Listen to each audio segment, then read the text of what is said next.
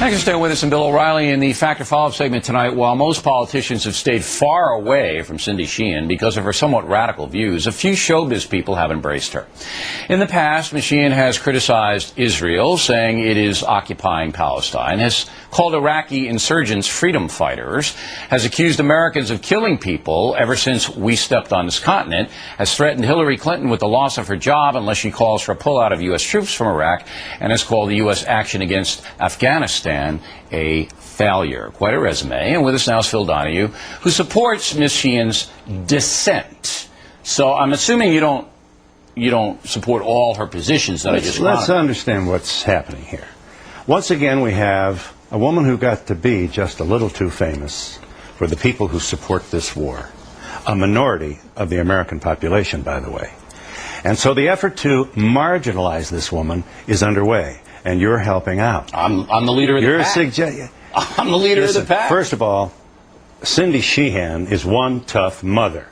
And nothing you say or anyone else are going to slow her down. No, that's fine. She has a right to do that. You can't hurt her. She's already taken the biggest punch in the nose that a woman can take. She's lost a son. Oh, okay. She's lost a child. But look, I'm not putting words in her mouth. By the way, she is going to be at the center of one of the largest rallies since the Vietnam War. Proud, patriotic Americans who will show up in Washington this week for one of the most massive, largest demonstrations, protest demonstrations, and we'll cover right outside the president's window. And we'll cover it. Fox is in the business of saying that this woman is somehow saying un-American things, hyperbole. No. Listen to what she's saying. Nobody said she said anything un-American. We say that her positions are radical, and they are radical. Let me tell you what's radical. What's radical is to send more Americans to die in this war, which is a monumental blunder by a president who swaggered us into it with, by the way, the at least tacit approval of the Democratic Party. There's a lot of sin to go around here. What's radical for you? Do you want to send more people to this war? Listen, is that your position? If we cut and run out of there like you want to do, we would be putting every American in 1,000 times more jeopardy than they're in now. We're going to cut and run anyway, Well, Bill. that's your opinion. What's my opinion? American military leaders have said we're going to draw down beginning next year. The difference between drawing down and cutting and running. Well, you're a cut and run guy, and I don't want my family in danger. You want to stay the course, don't you? Look. Here's what I want to do. I want to give the Iraqis a chance to train their army so they can defeat these people who are trying to turn it into a terrorist state. Bill. That's what I want to do. Bill. Go. Iraq was not a terrorist state. Oh, no. I hope I don't patronize you for saying guy. He was just a great guy. Saddam was a bastard, but he was our bastard. He wasn't anybody. Donald Rumsfeld shook his hand in the 80s. Well, that's great. You saw the pictures. Now, listen. You wouldn't send your children to this war, Bill. My nephew just enlisted in the Army. You don't know what the hell you're talking about. Very good. Congratulations, Steve. Yeah, and he's a patriot, so don't denigrate his service or I'll boot you right off the set. I'm not. That boy made a decision to serve his country. Do not denigrate him or you're out of here. I'm not Jeremy Glick, Billy. That's right. A little bit more intelligence than I'm not somebody you can come and just spew all Don't tell me I wouldn't send my kids. Loud doesn't mean my nephew just enlisted. You don't know what you're talking about. Your nephew is not your kid.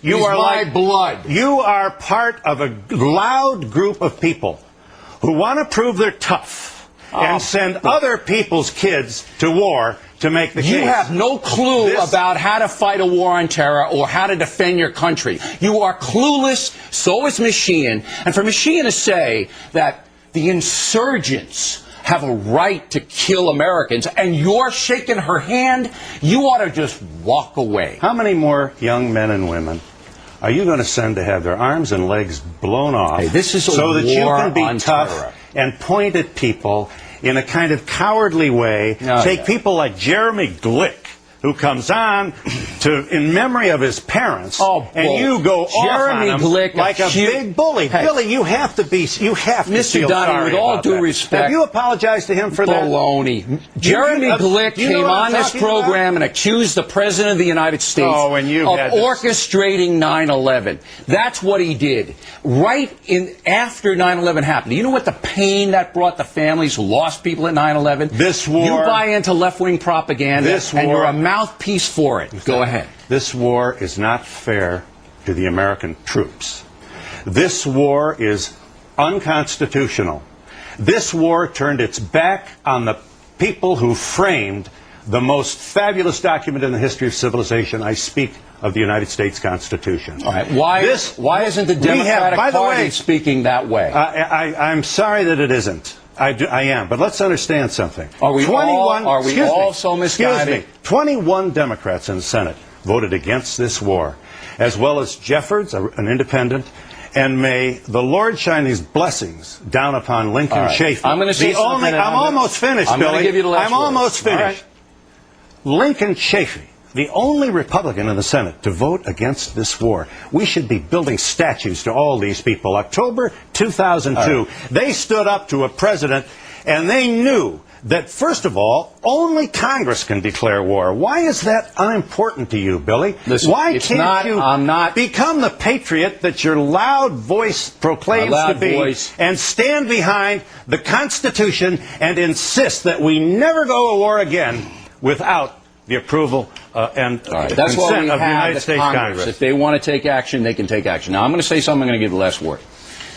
The Iraq War is not something that I embrace. It absolutely could be a tactical error. All right, just listen. Hard to know this. Listen to me, and then you're going to have the last word. Not something they embrace.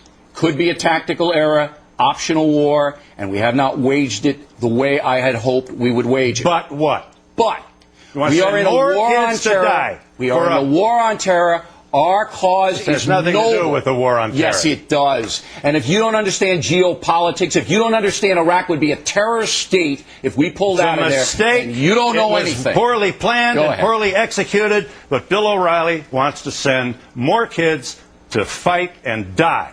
We've already had almost 2,000. Just let me have the last word. In the last year, two things have doubled. The number of dead American troops in Iraq have doubled from over 1,000 to almost 2,000. You know what else doubled, Billy? The price of Halliburton stock from $33 to $66. That doesn't shame you? That doesn't make you wonder whether this is an enterprise that is worth the support of the American people? We need you at this rally on Saturday, Billy. We need you out there in front of it. But to protest. I'm not going to be There is no democracy without dissent. You should be proud of people who stand up and dissent. I respect your dissent. A lot of fine men went and died to give me that freedom. You got it. I respect your dissent. I think you're way off in your analysis. You want to send more people to die in Iraq? Is that want to win the war in Iraq? Win. What does win mean? Means tell me those what win people means. have a chance at democracy. I got to go. How long is that going to take? I got to go. How long is that going to take? Those people deserve a chance at freedom. Thank you for coming in. Right back with an unbelievable story, the growing theory that the flooding of New Orleans was a plot against blacks. Moments away.